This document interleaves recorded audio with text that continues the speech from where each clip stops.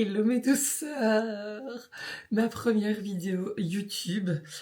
Il était temps, j'ai envie de dire, ça fait un mois, enfin même un peu plus que je m'étais dit ok go je vais y aller. Mais je trouve que c'est pas facile. Et ça, on le voit pas souvent sur les réseaux. Je pense pour ceux qui me suivent sur Insta et qui ont l'habitude de me voir en vidéo, qui ont l'habitude que je blablate, j'ai plein de choses à dire et c'est pour ça aussi que j'avais envie d'ouvrir cet espace YouTube pour y même y aller plus en intimité, pour vous parler plus longuement, plus en détail, vous partager aussi plus d'expériences de vie qui m'ont permis de conscientiser, comprendre des choses. Mais je trouve que c'est pas facile de se dire à un moment, je vais me poser devant ma caméra, et je vais commencer, quoi, en fait. Et parfois, commencer, c'est le plus dur. Et j'avais oublié ça. J'avais vraiment oublié parce que je m'étais lancée sur Insta et tout. Et donc, je me disais, bah allez, les étapes, elles suivent, c'est logique, t'as envie de faire ça, let's go. Et je pensais pas du tout que j'aurais du mal. Et en fait, vraiment, je me suis dit, comme quoi, quand on doit commencer quelque chose, il y a toujours ce truc de passer à l'action qui est vraiment pas évident. Mais me voilà, je me suis dit, bah, au début, c'était tellement la pression de dire, mais qu'est-ce que je vais faire, qu'est-ce que je vais dire pour la première vidéo, et j'étais là, juste fais tourner. Je ne sais même pas si cette vidéo sera vraiment la première de YouTube, même si vous connaissez aussi mon aspect très authentique, donc c'est très possible que je la publie.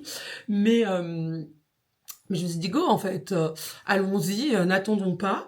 Et en fait, j'ai vraiment envie de créer cet espace. Alors, je sais pas encore si je vais faire directement. Attendez, j'ai oublié mon micro. Vous voyez à quel point je suis pas encore. On va voilà avec le micro, je crois que ce sera mieux, vous m'entendrez mieux. Mais en fait, ça fait un moment que j'ai envie de lancer un podcast. Bon, finalement, je m'étais toujours dit que je ferais le podcast sans filmer, parce que j'avais envie de me dire, je parle plus librement sans m'inquiéter de dans quel décor je suis, qu'est-ce qui se passe. Bon, même si c'est pas vraiment un truc qui m'inquiète au quotidien, vous avez compris la vibe, quoi. Et depuis même de parler, en fait, et de pas réfléchir au fait qu'il y ait une caméra qui nous filme, parce que vous l'aurez compris, même quand on est à l'aise sur les réseaux, finalement, avoir une caméra qui filme, c'est pas toujours évident. Mais du coup, je m'étais dit, ok, bah, je vais associer les deux, YouTube, podcast. Au final, ce sera un peu de ça, mais sur YouTube, vous allez retrouver aussi d'autres, je pense, vidéos que je vais faire beaucoup plus spontanément, d'autres projets que j'ai, d'ailleurs j'en ai un, j'ai trop hâte, et qui sera clairement sur YouTube, deux même. Et donc voilà, je me suis dit, bah, ok, il faut lancer le truc. Donc voilà, présentation, bienvenue sur ma chaîne YouTube, et qui s'appellera Chérine Bessanji finalement, ou peut-être Passion Scène, hein, parce que ça me suit aussi pas mal. Mais j'ai vraiment envie de pouvoir aussi aborder des sujets du quotidien. Donc moi, c'était aussi ça l'idée de mon podcast. C'est pas juste de venir avec l'expertise. Donc pour ceux qui me connaissent, du coup, parce que pour ceux qui ne me connaissent pas, bienvenue. Je suis Chérine et alors je suis psy de base de formation. Puis j'ai fait une formation de coaching, d'autres petites formations.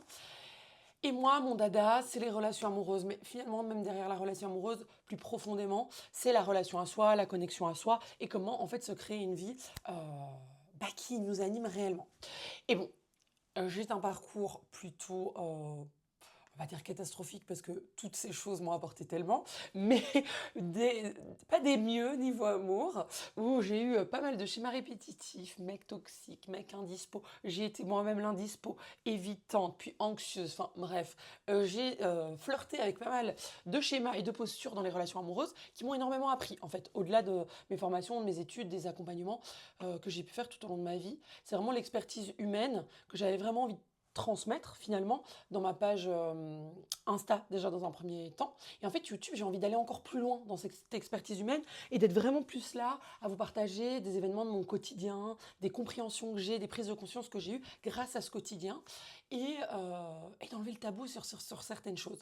Parce que moi, en bossant sur moi, s'il y a bien une chose que j'ai compris, c'est que je me suis dit, oh my god, qu'est-ce qu'on se met des pressions, qu'est-ce qu'on se fait croire des choses qui n'ont pas lieu d'être en fait finalement. Et d'ailleurs, un des premiers podcasts que j'ai envie de faire, c'est oui, c'est par rapport au fait de bah, j'ai eu plein de fois envie de quitter mon mec. Plein de bisous mon amour. Mais j'ai eu plein de fois envie de quitter mon mec parce que c'est important en fait d'enlever ce tabou du doute, je trouve dans le couple, du fait que parfois on a envie de se casser, on a envie de tout remettre en question. En fait, c'est profondément normal. Et je pense que vraiment, parfois, ce qu'on va nourrir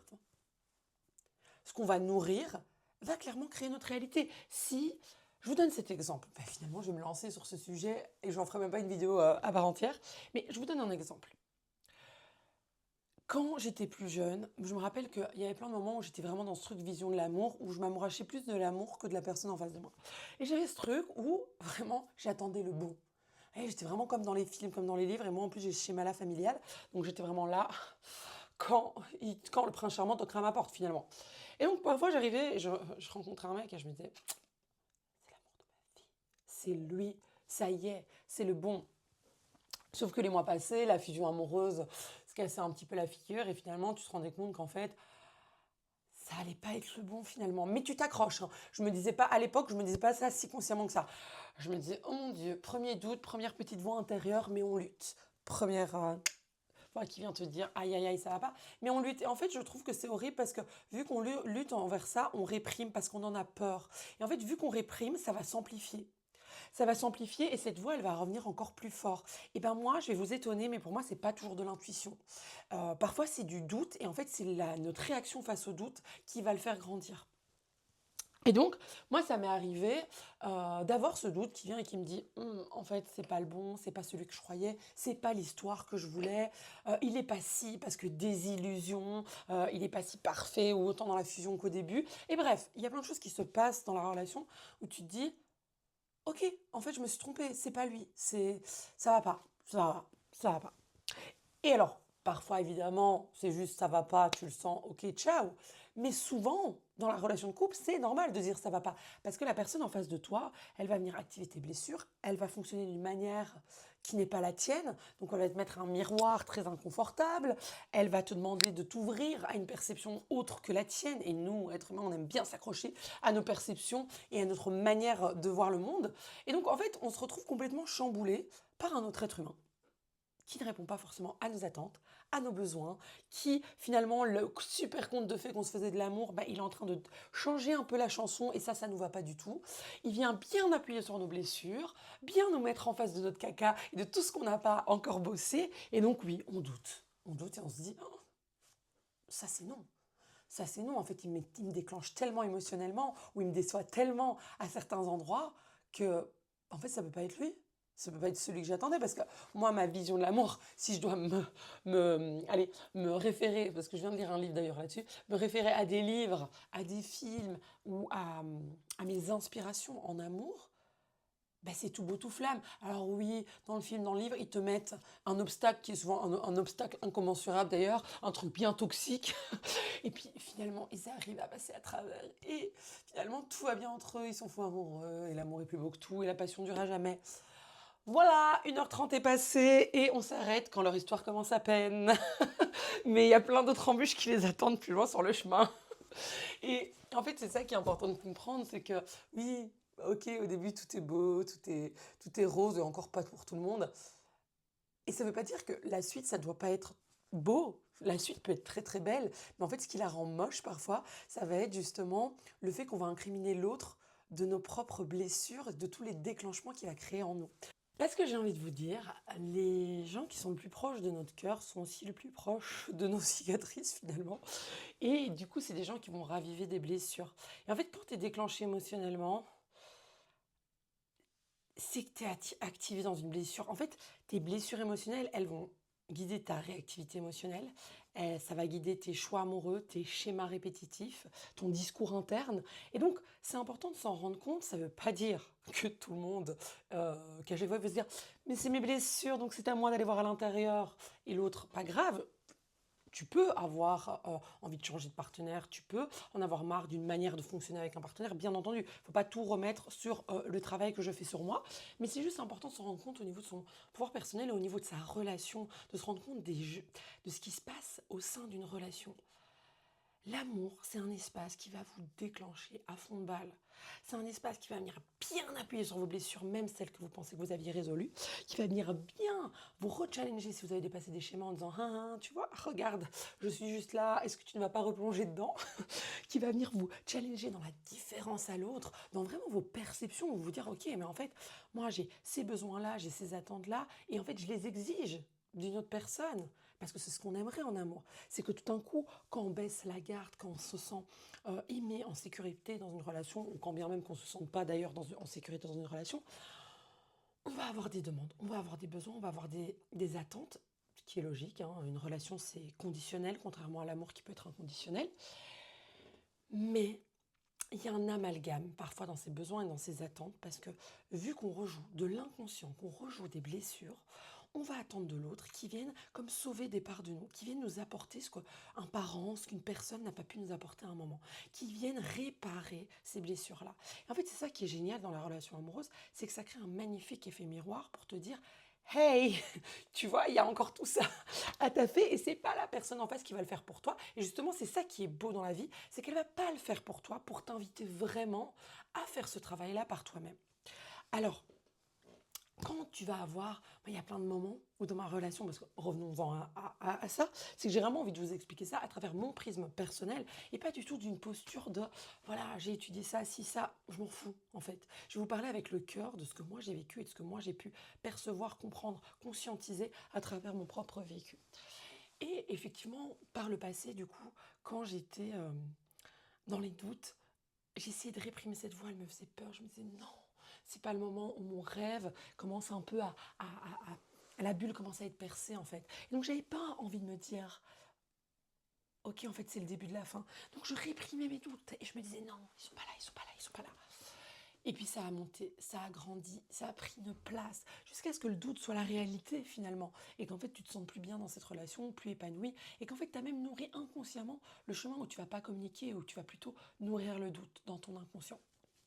Ce que j'appelle un peu le point de non-retour, parce que j'étais très forte avant, vu que j'étais plus dans le côté évitement en relation, donc j'étais très forte pour laisser les choses un peu euh, dégénérer quand ça devenait trop intense, et me retirer petit à petit, et juste en fait partir de la relation avant même de la finir. Bref, parenthèse. Et en fait aujourd'hui, quand j'ai rencontré mon partenaire, j'étais préparée.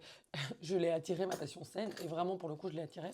Et donc, j'avais vraiment bien taffé sur moi. Et j'étais là, pour vous dire, quand je l'ai vu, la première fois qu'on a parlé ensemble réellement, j'ai direct été en mode, ok, c'est lui. Genre, une évidence. Bon, je connaissais mon passif hein, de projection et tout, mais là, c'était différent. Bref. Et quand ça s'est lancé entre nous, c'était très fluide, très simple et tout.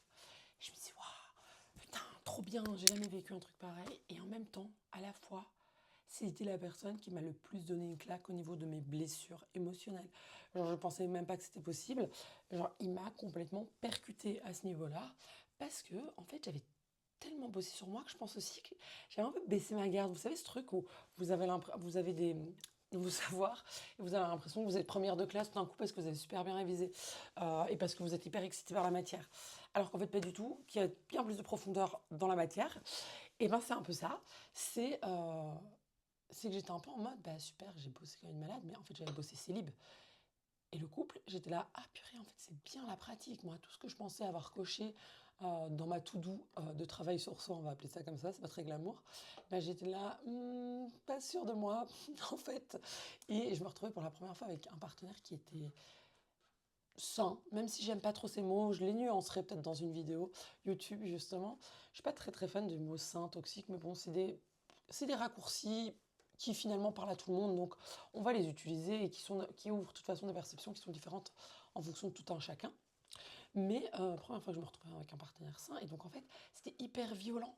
C'était hyper violent parce qu'en fait, là où j'avais l'habitude de, quand j'avais certaines réactions, j'avais en face de moi du chaos, des disputes, enfin des réactions en fait, des grandes réactivités émotionnelles. Bah, là, j'avais pas vraiment ça en fait. J'avais pas vraiment quelqu'un qui rentrait dans mon jeu. Et j'avais quelqu'un de très posé, justement, qui parfois allait me dire, bah, écoute, on en reparle plus tard, ou qui essayait de comprendre, ou quand parfois j'avais une réactivité émotionnelle qui allait regarder, qui allait me dire, écoute, qu'est-ce qui se passe, enfin, genre, je sais pas ce que j'ai fait pour te créer ça, plutôt que justement s'énerver avec moi. Et du coup, tu es un peu en mode, ok, c'est quoi le problème? Et là, en fait, ça devient un peu inévitable de te dire, bah, en fait, c'est peut-être moi le problème, hein, finalement. Peut-être que c'est ça l'effet miroir qu'il était temps de voir après toutes ces relations. Et, après, personne n'est le problème en tant que tel. Mais bon, il y a des choses de toute façon à aller voir comme en soi. Et donc, en fait, quand tu es dans ce type de relation, je trouve que tu peux plus vraiment te fuir. Et en fait, tu te retrouves à vraiment aller en profondeur. Donc, en fait, tout ce que tu as travaillé, même en surface ou en théorie, tu te retrouves vraiment au cœur de la pratique à te dire, OK, en fait, là, je vais être obligée de faire face à mes blessures, ça va faire un mal de chien, mais j'ai pas le choix en fait. Et je pense qu'il faut un cheminement jusqu'à cette étape-là, et puis trouver un partenaire qui donne envie de cette étape-là. Mais bon, ça c'est encore un autre sujet. Et de ce postulat-là, quand on est déclenché dans ces blessures, qu'on les ressent, il y a plein de fois où on a envie de quitter son partenaire. Moi, quand j'étais déclenchée dans mes blessures, on vivait ensemble, je me disais, demain, ouais, parfois je me disais demain, je sais pas pourquoi, parce qu'au fond, tu sais que t'as pas vraiment envie de faire ça. C'est demain, je prends toutes mes affaires, je pars. Il faut aussi remettre en contexte. Je suis une drama queen. Quand je suis piquée dans mes blessures, et j'ai envie de vous dire qui ne l'est pas finalement, quand on est bien dans nos blessures, quand je suis piquée dans mes blessures, je suis une drama queen. Et donc c'est, je vais partir. Et donc c'était fuite. Hein. Moi, il faut savoir, c'est soit fuite, soit il faut parler directement. C'est pas frapper, vous inquiétez pas. C'est il faut parler directement. Mais du coup, c'était abandon. Je me sens trahie. Mais en fait, qui est ce mec? C'est pas du tout un mec pour moi. Et nanani, et nanana. Et vas-y qu'on part de toutes les histoires mentales qui donnent bien raison à nos blessures émotionnelles, à notre ego, et qui nous disent l'autre est le mauvais. Et il faut que je m'en protège. Et c'est comme ça qu'on arrive à bien se fuir hein, quand même. C'est l'autre est le mauvais et je dois me protéger de lui. Alors que non, en fait, ouais, je vais pas me lancer dans le bon et mauvais parce que c'est encore un autre débat et à nouveau, je suis pas une grande fan de ces mots qui sont un peu des extrêmes qui offrent pourtant tellement plus de nuances que ces deux termes. Mais bref. Et du coup, c'est vraiment dans ce moment où on est déclenché que, évidemment, que tout d'un coup, tu as des moments où tu détestes ton partenaire, où tu doutes, où tu te dis, mais en fait, c'est qui lui en face? Mais en fait, est-ce que moi, je suis pas bien? Et puis, en fait, plus tu vas être déclenché dans ta blessure, plus tu vas être là, mais en fait, je suis pas heureuse là. En fait, est-ce que ça me va? Est-ce que ça me convient vraiment? Et puis, hop! On revire, tout est bien, tout est beau, donc on va un peu mieux. Et puis on est redéclenché, on se dit, et on revient avec la même pensée, mais est-ce que finalement, il est vraiment fait pour moi? Et en fait, je pense que notre problème, c'est qu'on pense que ça, c'est grave. Je pense qu'on croit que c'est grave de devoir répondre à ce genre de questions, de se dire, est-ce qu'il est vraiment fait pour moi? Est-ce que c'est vraiment lui le bon? Celui qu'il me faut? Et en fait, c'est un choix. C'est un choix de conscience qu'on fait tous les jours. Sincèrement, on décide qu'on a envie de passer sa vie avec quelqu'un. Et comme on décide aussi, si à un moment on n'a plus envie de la passer, hein, on n'est pas bloqué, hein, pas pour autant. Mais en fait, c'est un choix de conscience. Et en fait, le couple, c'est pas un espace où tous les jours, c'est le même visage. Tous les jours, c'est connexion, tout beau, jamais déclenché dans mes blessures, tout roule. On s'est choisi finalement, mais on ne vient jamais que se donner du bon et ne jamais. Et je n'aime même pas vous dire que se donner du bon parce que se déclencher dans ses blessures, c'est se donner du bon aussi. Mais on vient jamais faire de vagues. Bah non, c'est pas ça les relations, c'est pas ça la vie. Franchement, qu'on prenne toute la terre entière qui s'essaye à la même table et qui me dit qu'il n'a jamais été déclenché par l'autre ou qu'il n'a jamais eu des problèmes relationnels. Parce qu'on a besoin de ça. On a besoin de ça pour se rencontrer, pour savoir ce qu'on veut, pour se permettre d'évoluer et de croître en fait. Parce qu'on est des êtres sociaux. Et donc le couple, pour moi, c'est un espace énorme de rencontre de soi, en fait. De rencontre de soi. Et oui, on peut continuer de fuir, passer d'une relation à une autre, changer de partenaire en espérant ne plus trouver les autres défauts ou les autres manquements qu'on a eu dans la autre relation. Mais on les retrouvera sous un autre visage. Parce que la perfection n'existe pas. Et ce que tu fuis de toi-même te rattrape sous une autre forme. C'est juste que ton monde extérieur va prendre une forme pour te ramener à ce que tu dois bosser, finalement. Et donc, quand tu te retrouves avec un partenaire que tu as envie de détriper parfois et que tu te dis, mais en fait, est-ce que c'est le bon? Ben, j'ai envie de te dire, c'est un choix qui part de toi. Est-ce que tu as envie que ça soit le bon? Est-ce que tu as envie de faire le taf sur toi? Est-ce que tu as envie de voir au-delà de ton idéal, de toutes tes connexions, toutes tes réponses à mes besoins et à mes attentes? Après, je ne suis pas en train de dire qu'il ne faut pas avoir des standards, des exigences, se connaître et savoir ce qu'on veut. Bien entendu, s'il y a une manière de relationner qui ne te convient pas, si tu es avec quelqu'un qui ne t'épanouit pas, si tu es dans une relation qui n'a ni queue ni tête, où tu as quelqu'un où toi tu fais le taf, mais que tu as quelqu'un en face qui ne fait pas le taf et qui a une évolution qui ne se met pas, en tous les cas, en tant que équipe et couple, bien entendu, je ne suis pas en train de te dire ah, reste ma belle, tout va bien. Non, c'est pas là le sujet. Le sujet, il est plutôt quand tu as des doutes, parce que tu aimes la personne, parce que tu sais que c'est une relation où en même temps tu es bien, et ça, je te demande de te référer à tes tripes aussi, mais de savoir qu'en fait, l'autre te fatigue et parfois tu es là, quand tu es déclenché dans tes émotions, tu es tellement prise que tu as envie de pleurer, de te dire, mais en fait, tout ça, c'était finalement pas ça. C'était finalement pas ça et en fait, ça va peut-être vraiment pas le faire.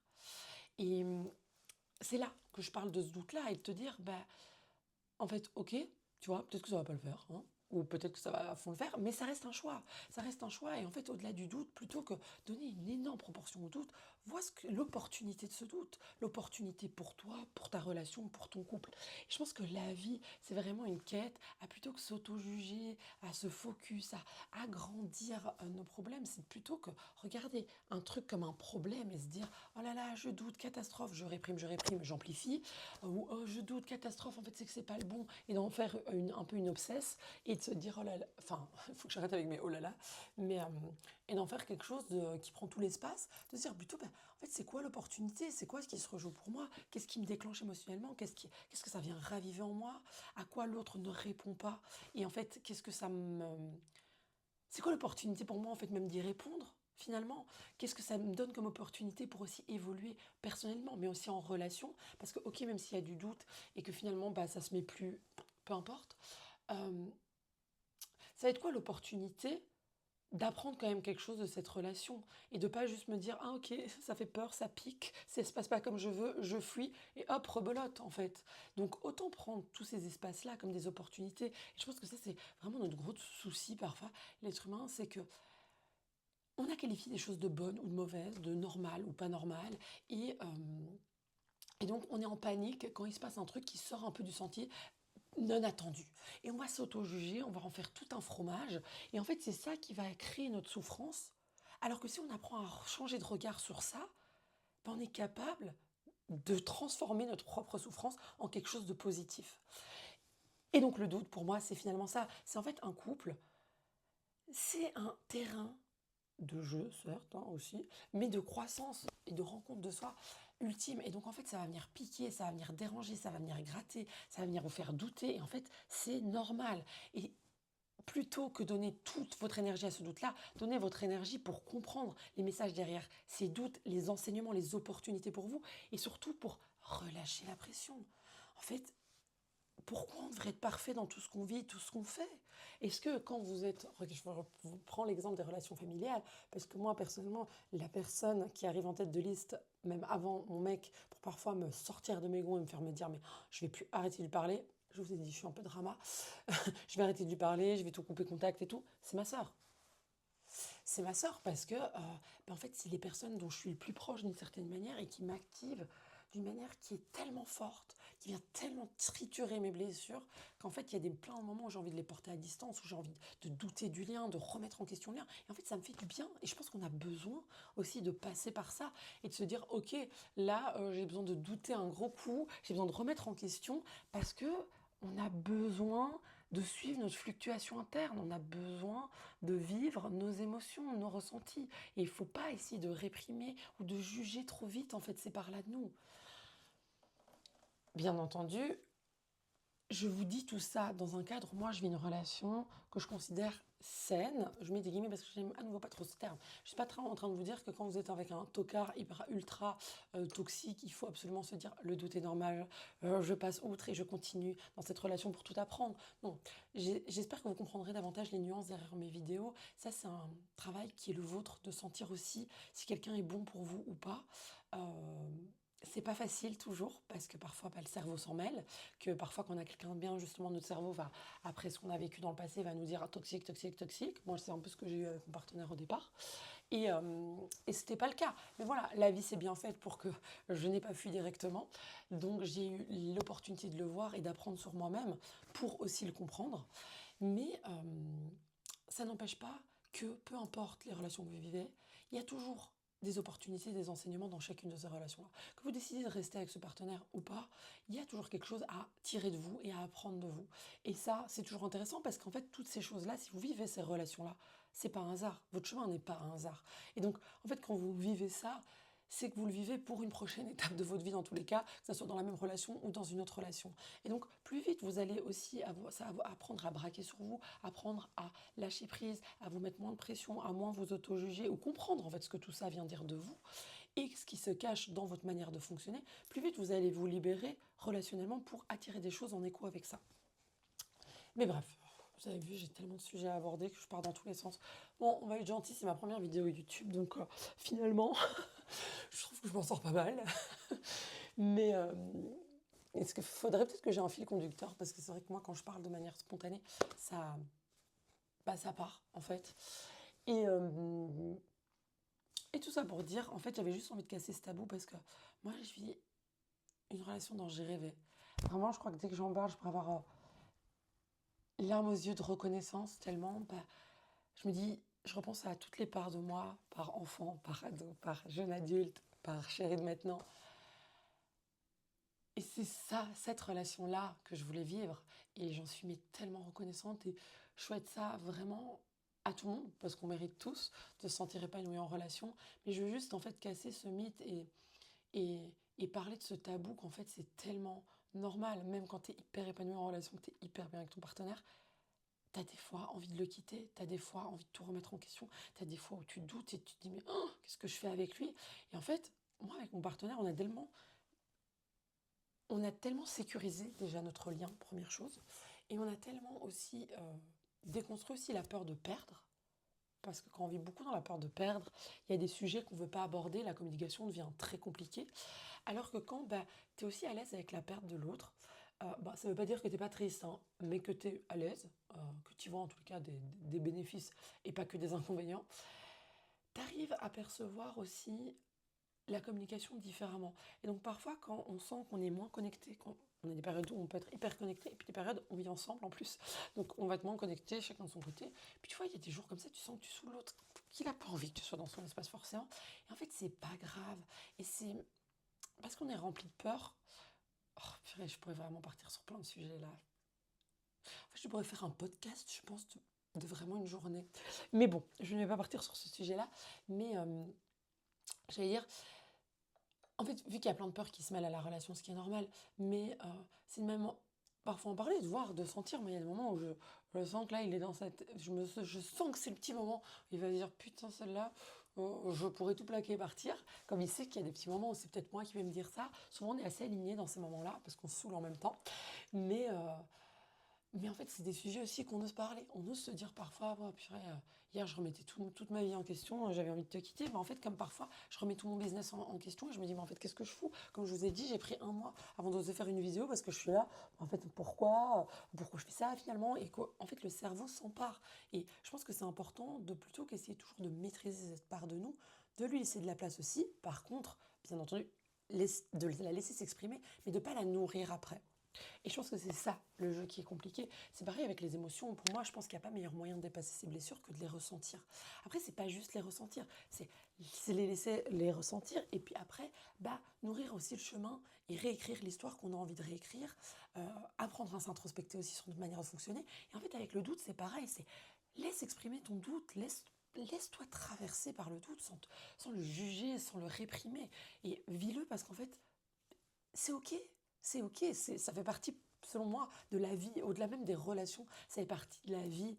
Et pour moi, celui qui a dit quand il y a un doute, il n'y a pas de doute, est complètement stupide et nous a mis malheureusement cette idée en tête. Désolée pour la personne qui a dit ça, je sais que c'est pas juste de la stupidité parce que je comprends ce que on veut dire par rapport à l'intuition. Donc, mais c'est quelque chose qui, pour moi, quand il y a un doute, il n'y a pas de doute. C'est quelque chose qui se fait peut-être plus dans la première impression, par exemple. Et encore, moi, je suis pas toujours d'accord avec mes premières impressions, mais soit. C'est peut-être quelque chose qui est plus connecté à l'intuition. Mais je pense qu'il y a plein de choses autres que l'intuition qui sont mentales, qui prennent possession de nous, et qui, en fait, ça, quand il y a un doute, il y a juste un doute, en fait. Et c'est pas obligé d'être là à remettre tout son monde en question, ou sa relation en question. Et c'est d'accueillir ce doute et de dire OK, et d'arrêter, en fait, de le catégoriser comme quelque chose de mauvais. Et de juste se dire, en fait, c'est quelque chose qui me traverse, en fait, finalement, comme les émotions et comme plein de choses. Et en fait, on est nos propres bourreaux pour ça, parce qu'on est là se, à prendre une posture. En fait, on crée notre souffrance parce qu'on a un regard sur ce qu'on ressent, sur ce qu'on pense. Et on se dit, OK, ça va pas. Mais qui a dit que ça n'allait pas? C'est parce qu'on entend des gens voilà, nous dire, il y a un doute, il y a pas, quand il y a un doute, il n'y a pas de doute. Mais c'est OK, en fait. C'est OK, doute. Après, par contre, moi, je vais te dire plus.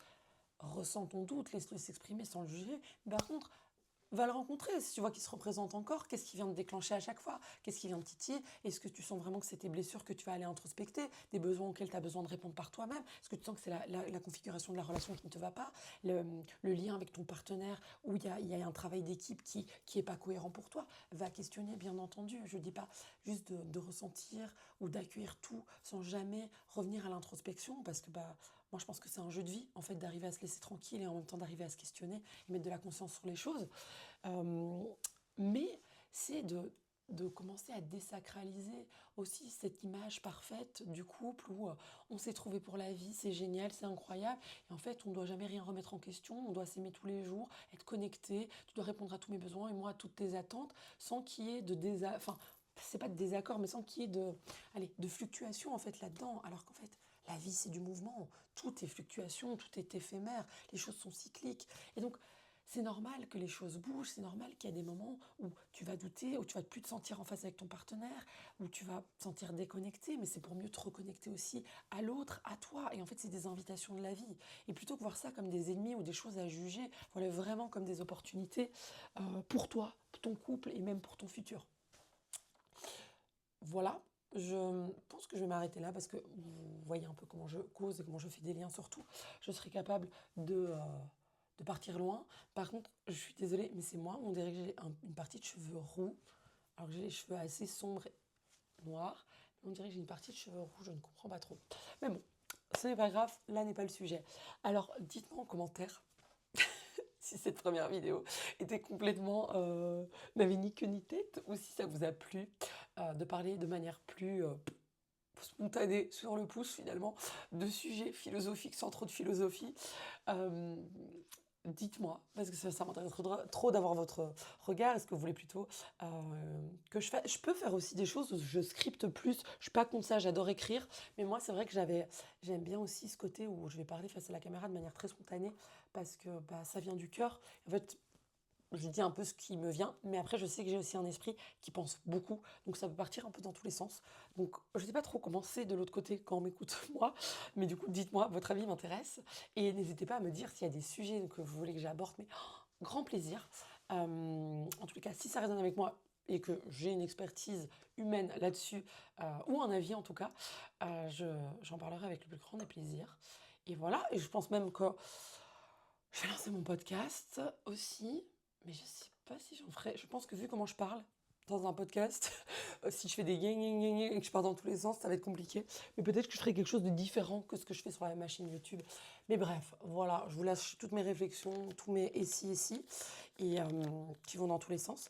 Mais en tous les cas, votre avis m'intéresse. Merci de m'avoir écouté et bienvenue sur cette chaîne. Je suis trop contente de commencer ça avec vous.